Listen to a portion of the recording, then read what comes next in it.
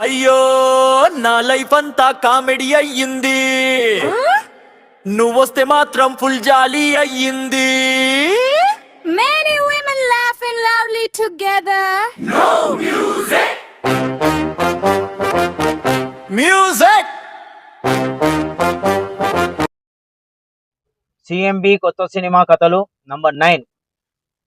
నవ్వుల నారింజ ధర్మంగా చాలా న్యాయంగా బ్రతికేటటువంటి హీరో, కానీ భయస్థుడు. హీరోయిన్ చలాకి ఉంటుంది, 100 మందినైనా ఫటాఫటా కొట్టేయగలటటువంటి టాలెంట్ ఉంటుంది. కానీ ఆ గ్రామంలోకి ఒక క్రూరుడు వస్తాడు. ఆ క్రూరుని ముందు ఎవరు మాట్లాడలేని పరిస్థితి. ఇక మన హీరో భయస్థుడు కాబట్టి అసలే మాట్లాడలేడు.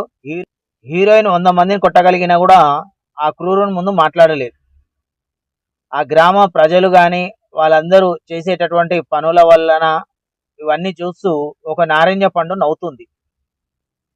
ఎందుకు నవ్వుతుంది, అసలు ఆ నారింజ కథ ఏంటి, ఆ గ్రామస్తుల కథ ఏంటి, మరి హీరో భయస్థుడు ఉండి హీరోయిన్ అంతమందిని కొట్టగలిగి ఉండి కూడా ఒక క్రూరుని ఎదురు నిలబడి మాట్లాడలేకపోవడం ఏంటి, చివరికి ఏం జరుగుతుంది.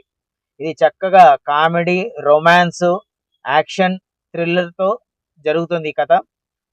కావాల్సిన దర్శక నిర్మాతలు కింద జీమెయిల్ ఐడి ఇవ్వడం జరిగింది.